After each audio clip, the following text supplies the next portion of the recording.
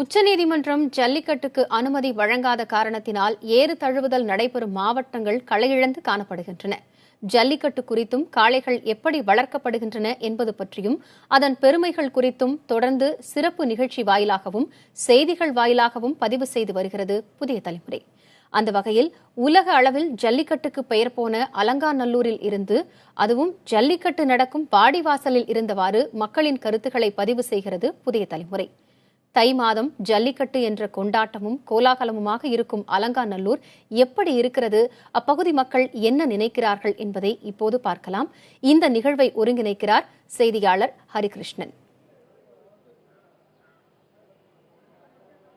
ஹரி, அலங்காநல்லூர் அப்படிங்கிறது இந்த நம்ம சொன்ன அந்த அறிமுகத்திலே தெரிஞ்சிருக்கும், அந்த அளவுக்கு பெயர் பெற்றது.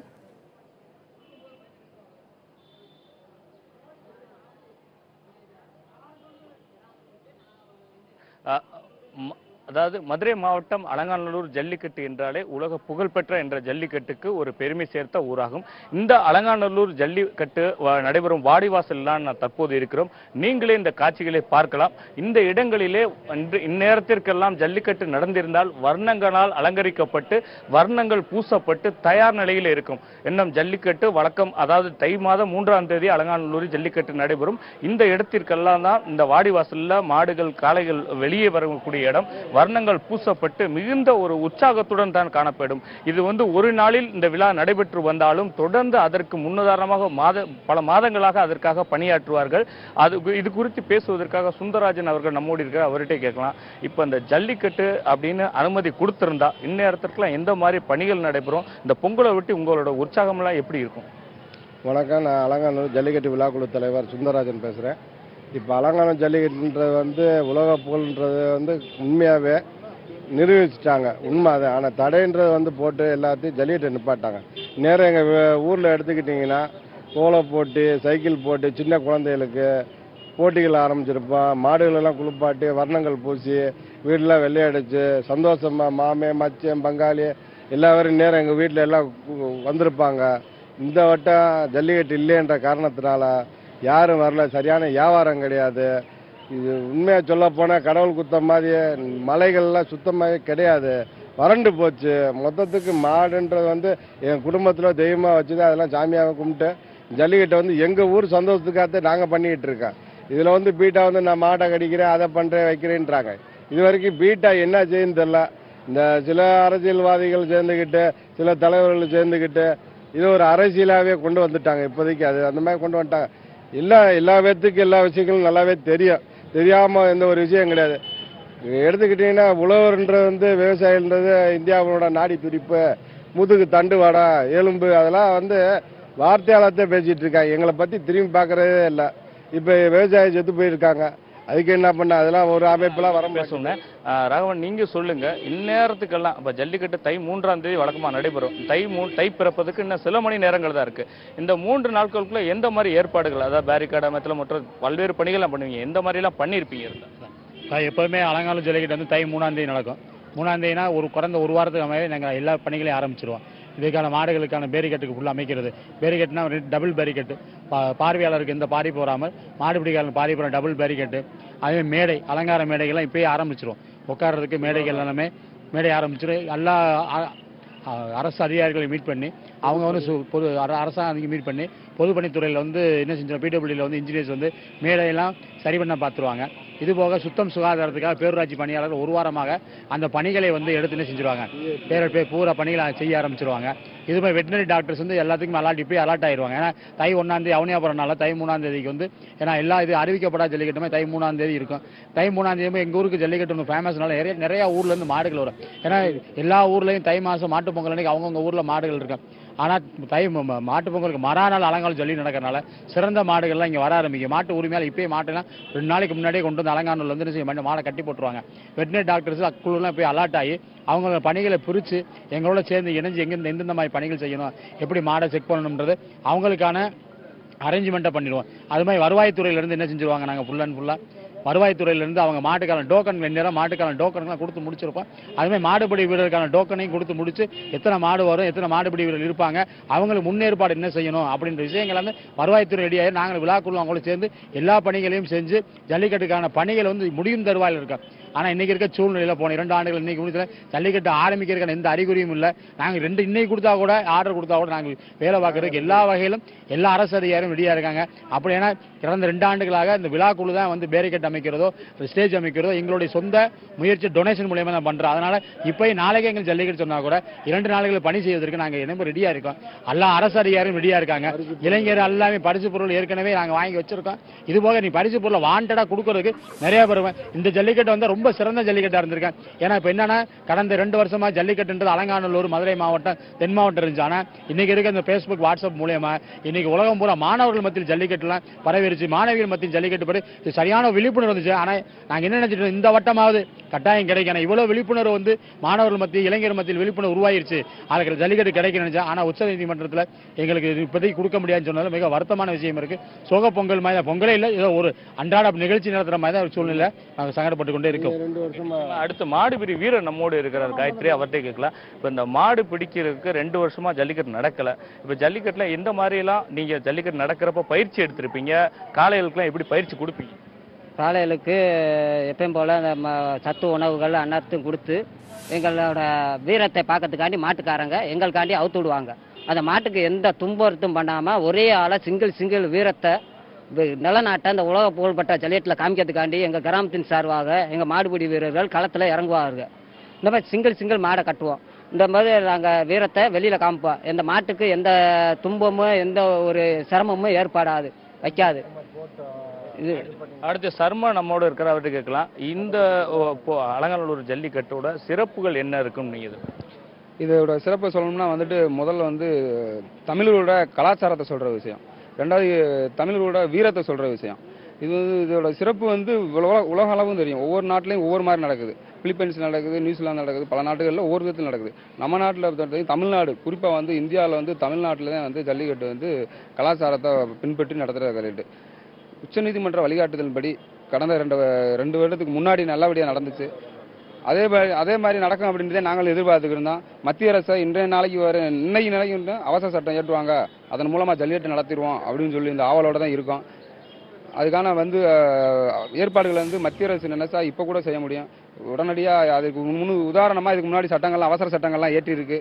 அந்த வழிகாட்டுதலின்படி அவசர சட்டம் ஒன்று ஏற்றினாக்க நாங்கள் எதிர்பார்த்துருக்கோம். ஜல்லிக்கட்டு அவசர சட்டம் வரும், ஜல்லிக்கட்டு நடத்திடலாம்னு இருக்கான எல்லா ஏற்பாடுகளும் செஞ்சுக்கிட்டு இருக்கோம். ஆனா முக்கியமா ஏற்கனவே ஒரு 2007க்கு பிறகு உயர்நீதிமன்றத்தில் ஒரு 24 மணி நேரத்துக்கு முன்னாடி ஒரு அனுமதி வாங்கி ஒரு ஜல்லிக்கட்டு நடத்துனீங்க. அது எப்படி நடந்து முடிச்சு அதை கொடுத்த பின்னாடி சொல்லுங்க. ஜல்லிக்கட்டு வந்து அப்போ வந்து தடை உத்தரவு இருந்தது. அதனால இங்கே கலெக்டரை கூப்பிட்டு போய் நாங்கள் உச்சநீதிமன்றத்தில் வந்து நாங்கள் வந்து இந்த தடைக்காக வெயிட் பண்ணி அவங்க கடைசியில் ஒரு சில கட்டுப்பாடுகளை கொடுத்தாங்க. ஆனால் அதுக்கு கொடுக்க போகிறாங்கன்னு தெரிஞ்ச உடனே நாங்கள் அரேஞ்ச்மெண்ட் வந்து ரொம்ப குயிக்காக அரேஞ்ச்மெண்ட் பண்ணிடுவோம். ஏன்னா வந்து இதில் வாலண்டியர்ஸ், கவர்மெண்ட் எல்லாமே கலந்துருக்கனால படபட வேகமான அரேஞ்ச்மெண்ட். ஆர்டர் வாங்கின மறானாலே அங்கிட்டு 2 நாள் 3 நாள் தான் இருந்து ஜல்லிக்கட்டு நடத்துறதுக்கு. உடனே பேரிகேட் அமைச்சு எல்லா பணிகளையும் வந்து எல்லாமே சேர்ந்து கிராமத்தோட சேர்ந்து எல்லாருமே வாலண்டரியாவே அவங்க பணிகளை ஏற்று வேலைகள் முடிஞ்சு ஜல்லிக்கட்டு நடத்திட்டு. ஆனால் சொல்றாங்க இன்னைக்கு ஆர்டர் கொடுத்தா கூட ஜல்லிக்கட்டு நடத்துறதுக்கு நாங்கள் ரொம்ப தீவிரமாகவே இருக்கோம். பணிகளும் முடிச்சிடும். ஏன்னா இந்நேரம் வந்து சொல்ல போனா நீங்க இந்நேரம் வந்து ஜல்லிக்கட்டு இருந்திருந்தால் இந்நேரம் அலங்காநல்லூரே ஒரு பெரிய சிறந்த ஒரு விளையாட்டு களமா நீ காட்டியிருக்கோம். நிச்சயமா காயத்ரி, இவர்களை சொல்லவே போர் பார்த்தோம் என்றால் ஜல்லிக்கட்டு என்றால் அந்த ஒரு நாள் போட்டி தான். ஆனால் 2 மாதங்களுக்கு முன்பான அதுக்கான பணிகளை துவங்கி இருப்பார்கள். இந்நேரத்துக்கெல்லாம் அலங்காநல்லூர் களை கட்டி இருக்கும். உறவினர்கள்லாம் தங்களது இல்லங்களுக்கு வந்திருப்பார்கள். திருவிழா என்பது என்றே துவங்கி இருக்கும். இந்த பொங்கலுக்கு ஜல்லிக்கட்டு இல்லாத பொங்கல் 3வது முறையாக எங்களுக்கு பொங்கலே என்ற கருத்தை பதிவு செய்திருக்காங்க காயத்ரி. ஹரி, அங்க இருக்கக்கூடிய மக்கள் பல்வேறு விஷயங்களை பகிர்ந்து கொண்டார்கள் இடைவேளைக்கு முன்பாக. தற்போது காளை வளர்ப்பில் அவர்கள் எந்த அளவிற்கு ஒரு ஈடுபாடோடு இருக்கிறார்கள், காளையும் அவர்கள் எப்படி பார்க்கிறார்கள், அது குறித்த நினைவுகள் ஏதேனும் சொல்லியிருக்கிறார்களா? நிச்சயமாக இது குறித்து பேசுவதற்காக நம்மிடம் வந்து சுந்தரராஜ் இருக்கா, அவர்கிட்ட கேட்கலாம். இந்த அலங்காநல்லூரை பொறுத்தளவுக்கு ஜல்லிக்கட்டு என்பது உலக புகழ்பெற்றது. ஆனால் இந்த சுற்று வட்டார பகுதியில் காளைகளோட உங்கள் நினைப்பு, அதாவது உங்களோட குடும்பத்தில் அந்த காளைக்கு எந்த அளவுக்கு முக்கியத்துவம் இருக்கு?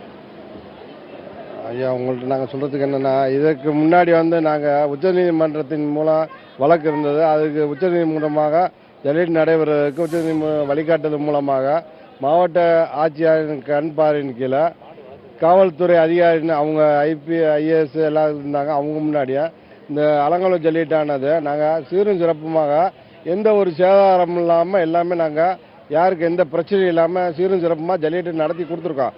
இந்த காப்பி சிடிலாம் எல்லாம் கொண்டு போயிருக்காங்க, வச்சுருக்காங்க. இதுவரைக்கும் அந்த சிடி விஷயத்தை பற்றி பேசணும்ல. ஆனால் ஹைகோர்ட் டைரக்ஷனில் தான் நாங்கள் இந்த ஜல்லிக்கட்டு நடத்தி கொடுத்துருக்கோம். அதை பற்றி எதுவுமே பேச மாட்டுறாங்க. மாடை வதப்படுத்துகிறா வைக்கிறோம். இது வரைக்கும் ஜட்ஜு ஏதாவது ஒரு பேப்பரை காட்டிட்டு ஒரு கலர் பொடியை போட்டுவிட்டு மிளகா பொடியை போடுறதா சொல்கிறாங்க. இந்த மாதிரி விஷயங்கள்லாம் இருக்குது. நேரில் வந்து யார் இதுக்கு ஒரு வெள்ளம் வந்தால் அதுக்கு ஒரு நிவாரண குழு அனுப்புகிற மாதிரி சென்ட்ரல்லேருந்து அனுப்புகிற மாதிரி இதுக்கு யாராவது ஒருத்தர் அமைப்பு மாதிரி ஏதாவது ஒன்று பண்ணியிருந்தாங்கன்னா ஜல்லிக்கட்டு என்ன பண்ணுறாங்க ஏது பண்ணுறாங்கன்ற விஷயங்கள் தெரிஞ்சிருக்கு. ஏதோ ஒன்று அமைப்பை சொல்லிக்கிட்டு வச்சுக்கிட்டு ஜல்லிக்கட்டில் வந்து இது பண்ணுறாங்க, பதப்படுத்துகிறாங்க, அது பண்ணுறாங்கன்ற அதனால் இதெல்லாம் சரியான தவறான விஷயம். இப்போ எங்கள் ஊர் சுற்றி இருக்கிற கிராமத்தில் இருக்க எல்லா மாடுகளும் இப்போ அடிமாட்டுக்கு போகிறதுக்கு வழி வகுத்து விட்டுவாங்க. இப்போ அடுத்து மாட்டு இனப்பெருக்கமோ இதெல்லாம் சின்ன சின்ன விஷயங்கள்லாம் வந்து எல்லா வாட்ஸ்அப்பு நெட்டில் எல்லாத்துலேயும் பார்க்க ஆரம்பித்தாங்க. இன்னும் நான் எடுத்து சொல்லணும்னு அவசியம் இல்லை. டு Z எல்லாமே. ஆனால் இந்த அலங்காநல்லூரில் இன்றைக்கி கலை இழந்து லட்சக்கணக்கான மக்கள் இது போக உலகத்துலேருந்து எல்லா சுற்றுலா வரவங்க எல்லா பேரும் இதோட எதிர்பார்ப்புலாம் இருந்தாங்க. ஏன்ட்டே ஒரு 2-3 பேரும் ஃபாரினர்ஸ் நம்பர்ஸ்லாம் இருக்குது. அவங்களாம் கூப்பிட்டு கேட்டுட்டாங்க. அவங்களாம் வந்துட்டு வரத்துக்குரிய ஃப்ரான்ஸ்லேருந்து அவங்களாம் ரொம்ப ஏமாற்றமாக தான் இருக்குது. நீங்கள் என்ன பண்ணுறீங்க அப்படிலாம் கேட்குறவங்களாம் இருக்காங்க. அந்த மாதிரிலாம் இருக்குது, ஓடிட்டுருக்கு. ஆனால் முழுக்க நாங்கள் இந்த தடவை கருப்பு பொங்கலாத்தையும் நாங்கள் கொண்டாட போகிறோம். விவசாயிகளை வந்து யாருமே கவனிக்கிறமா இல்லை. விவசாயத்துக்காக இந்த மாடு நாங்கள் ஒரு சின்ன சந்தோஷந்தேன். இதில் வந்துட்டு போட்டு திட்டம் அது இதெல்லாம் உள்ள நினைக்கிறதெல்லாம் வந்து ஒன்றும் கிடையாது. இன்னைக்கு எல்லாம் பேசணும் காயத்ரி. அதை தொடர்ந்து ஏதாவது எப்படியாவது ஜல்லிக்கட்டு நடைபெறும், இந்த ஜல்லிக்கட்டுல வந்து பார்க்க முடியும்ன்ற நம்பிக்கையில திருவண்ணாமலையிலிருந்து அன்பரசு நம்மோடு வந்திருக்கா. அவர்கிட்ட கேட்கலாம். இப்போ எந்த நம்பிக்கையில நீங்க இந்த அலங்காநல்லூருக்கு வந்திருக்கீங்க? ஏற்கனவே வந்து ஒரு 2 வருஷமா இந்த ஜல்லிக்கட்டு நடைபெறல. கண்டிப்பா இந்த வருஷம் நடக்கும் அப்படின்னு சொல்லிட்டு ஒரு ஆர்வத்தோட திருவண்ணாமலையிலிருந்து நேற்று நைட்டு கிளம்பி வந்து ஒரு 3 நாள் ஸ்டே பண்ணி அலங்காநல்லூர், பாலமேடு சுத்திக்கிற எல்லா கிராமத்திலையும் பார்க்கலாம்னு சொல்லிட்டு வந்தோம். வந்த உடனே எப்ப என் மனசுக்கு முதல்ல ஏற்பட்ட விஷயம் என்னன்னா ஏமாற்றம் தான் வந்துச்சு. ஒரு கோயில் திருவிழால அலங்காரம் பண்ண சாமி எவ்வளவு சூப்பரா இருக்குமோ அப்படி பார்க்கலாம் நினைச்சு நான் வந்தேன். ஆனா இங்க வந்து பார்க்கும்போது ஒண்ணுமே இல்லாத வெறிச்சோடி சாமிக்கு அலங்காரமே இல்லாம எப்படி இருக்குமோ அது மாதிரி ஊர் மக்கள் எல்லாருமே சோகத்தோடவும் எந்த வித வியாபாரம் எல்லாமே டல்லாவே ஒண்ணுமே இல்லாம அவங்க சோகத்தோட அவங்க வேலையை பார்த்து ரொம்ப மனசு கஷ்டத்தோட மனசு வேதனையோட இருக்கிறாங்க. அவசர சட்டம் சொல்லிட்டு மோடி என்ன பண்றாரு, 500 ரூபாய் நோட்டு நைட் 8 மணிக்கு அறிவிக்கிறாரு. ஏன் அதே அவசர சட்டம் எங்க தமிழ் கலாச்சாரத்துக்கு ஏன் அறிவிக்க கூடாது, ஏன் அறிவிக்கப்படக்கூடாது? எங்க எல்லா தமிழர்கள் மனசுலயும் அவ்வளவு வேலை நிற்குது. எல்லார் முகத்திலையும் பார்த்தாலே தெரியும். வெளியூர் இருந்து எங்க இருந்து ஆர்வத்தோட வந்தேன்னா எனக்கே இவ்வளவு ஆர்வம் இருக்கும் போது, எனக்கே இவ்வளவு ஈடுபாடு இருக்கும் போது, சின்ன வயசுல இருந்து பிறந்த மண்ணில் பிறந்த ஊர்ல இருக்கிறாங்க மாடுபிடி வீரர்களாகட்டும், மாடு வளர்க்கிறவங்களாகட்டும், இதை ஆர்கனைஸ் பண்றவங்களா இருக்கட்டும், எல்லாருக்குமே எவ்வளவு கஷ்டம் இருக்கும் அப்படின்றது தாய் வயிற்று குழந்தை எவ்வளவு வெளியே வரும் போது தாய் படுற வேதனை இப்ப இவங்க பட்டுக்கிறாங்க. இந்த கஷ்டத்தை பார்க்கும்போது நேரில் பார்க்கும்போது மன நொந்து மன வேதனை அளிக்குது இந்த விஷயம் அப்படின்னு சொல்றாரு. அடுத்து காளை வளர்க்குறவங்க காயத்ரி இருக்காங்க, கார்த்திக் நம்மோடு இருக்க. அவர்கிட்ட கேட்கலாம். நீங்க இந்த காளை எந்த அளவுக்கு வளர்ப்பீங்க, அதோட உறவு முறை எப்படி, அதோட உங்களோட உறவு முறை பின்னி பிணைந்திருக்கும்? நம்ம வீட்டில் ஒரு சொந்தக்காரங்க போல தான் நம்ம வளர்க்குறோம். அது இன்னொரு விஷயம் என்ன கேட்டிங்கன்னா, நான் திண்டுக்கல்லேருந்து வந்திருக்கிறேன். நம்ம வீட்டில் 2 காளை இருக்குதுங்க. 2 காளை வச்சு இப்போ ஊர் நிலவரம் என்ன பெரிய மனுஷங்களாவது பேசி பார்க்கலாம் அப்படின்ட்டு எங்கள் அப்பா அம்மாலாம் வந்திருக்காங்க. எல்லாம் முன்னாடி ஊர்க்காரங்களை பற்றி பேச போயிருக்காங்க. நான் இங்கே என்ன நடக்குதுன்னு வந்து பார்க்க வந்தேன். இந்த மாதிரி புதிய தமிழ்லேருந்து வந்திருக்கீங்க. செய்திகள்லாம் கேட்கும்போது ரொம்ப நல்லா தான் இருக்குது. இது வந்து நடைமுறைக்கு ஒத்து வரணும். இந்த காளைகளை எந்த அளவுக்கு நீங்கள் வளர்ப்பீங்க? உங்களோட குடும்பத்தில் அது எப்படி ஒரு உறுப்பினராக எப்படி இருக்கு? அது எப்படி சொல்கிறதுங்க, நம்ம விடிய காலில் எழுந்திரிச்சு அதுக்கு தண்ணி வைக்கிறது, அது நம்ம எப்படி சாப்பிட்றோமோ, நம்ம எப்படி நம்மளை பேணி காத்துக்கிறோமோ அதே மாதிரி நம்ம உறவு முறையில் ஒருத்தன் என் தம்பியோ என் அண்ணனோ என் அம்மாவோ அது மாதிரி தான். நம்ம விடிய காலம் எந்திரிக்கும் முதல் வேலையாக அது சத்தம் கேட்டு தான் நம்ம எந்திரிக்கிற மாதிரி இருக்குது. அந்த மாதிரி அதை எப்படி சொல்கிறதுனே தெரியலைங்க. நீங்கள் தனியாக அந்நியமாக பிரித்து கேட்குற மாதிரி இருக்குது. அது எங்களோட ஒன்றா இருக்குதுங்க. அது காயத்ரி இவர்கள் கூறியதை பொறுத்தளவுக்கு அதாவது அதிகாலையில் வந்து சேவல் கூவிதான் ஒவ்வொருவரும் எந்திரிப்பாங்க கிராமப்புறங்களே என்று கேள்விப்பட்டிருக்கோம். இவர் சொல்வதை பொறுத்து காலை சத்தம் கொடுத்தவருக்கு தான் எங்களுக்கு விழிப்பே வரும் என்று தெரிவித்திருக்கார். அந்த அளவிற்கு இந்த காளை என்பது ஒரு குடும்பத்தினுடைய ஒன்றிணைந்து ஒரு உறுப்பினராகவே செயல்பட்டு இருக்கிறது. சில இடங்களில் கூட நாம் நேரடியாக பார்க்க சென்ற பொழுது அவர்களுடைய குடும்ப அட்டையில் தான் அந்த காளையின் பெயரிலே அந்த அளவிற்கு ஒரு எங்களுடைய ஒன்றிணைந்த ஒரு நண்பனாக, ஒரு உறுப்பினராக, அண்ணனாக, தம்பியாக அது இருந்திருக்கிறது. அந்த அளவுக்கு இன்னும் வளர்த்து கொண்டிருக்கிறோம் என்று தெரிவித்திருக்காங்க காயத்ரி. அங்க இருக்கக்கூடிய மக்களோட மனநிலையை உணர முடிகிறது ஹரி. அது மட்டும் இல்லாமல் இந்த அலங்காநல்லூர்ல நடக்கும் இந்த பிரசித்தி பெற்ற இந்த ஜல்லிக்கட்டை பார்ப்பதற்காகவே பல்வேறு பகுதிகளில இருந்து வந்திருப்பாங்க. அப்படிதான் ஒருத்தர் நம்ம கிட்ட ஒரு விஷயத்தை பகிர்ந்துட்டு இருக்காரு. அவர் மட்டும் இல்லாம வேறு யாரெல்லாம் வருவாங்க, அந்த ஊரை பொறுத்த மட்டும் இந்த மாதிரி ஊர்ல இருந்து வரவங்களுக்கு எது போன்ற ஒரு எதிர்பார்ப்பு இருக்கும், தற்பொழுதும் அவர்கள் எந்த அளவிற்கு ஜல்லிக்கட்டு நடக்க வேண்டும் என்பதில் உறுதியாக இருக்கிறார்கள் என்பதை கேட்க முடியுமா?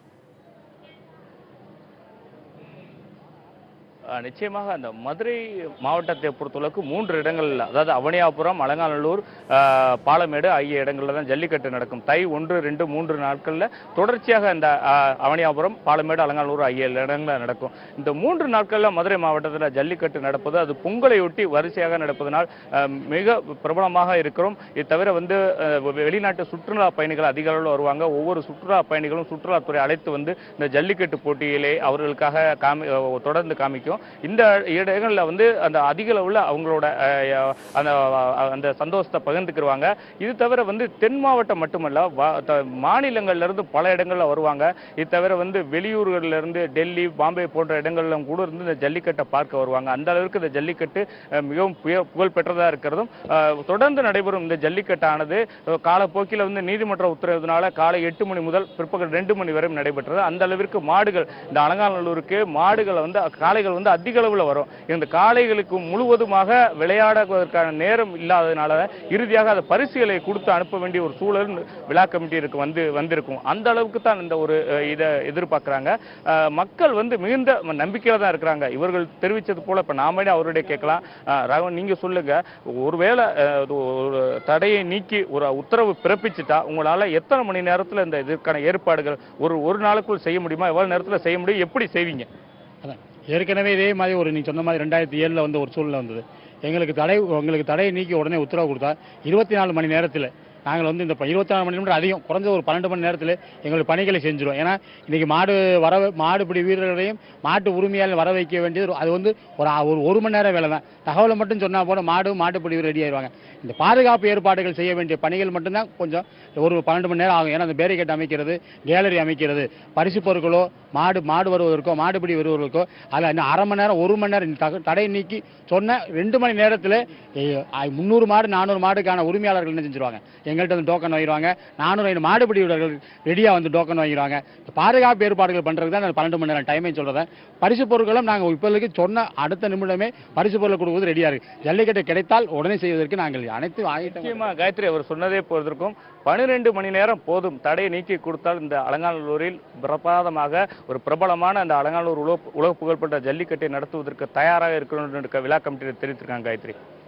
நிச்சயமாக ஹரி, மக்களின் உணர்வோடு ஒன்றி போன ஜல்லிக்கட்டு போட்டி நடைபெறாத காரணத்தினால் தற்பொழுது அந்த பகுதி எந்த அளவிற்கு களையிழந்து காணப்படுகிறது என்பதை அவர்கள் சொல்வதிலிருந்தே உணர முடிகிறது. நிச்சயமாக இந்த தடை நீக்கப்படும் என்பதை எதிர்பார்க்கலாம். களத்திலிருந்து தகவல்களை ஒருங்கிணைத்து வழங்கியமைக்காக நன்றி ஹரிகிருஷ்ணன்.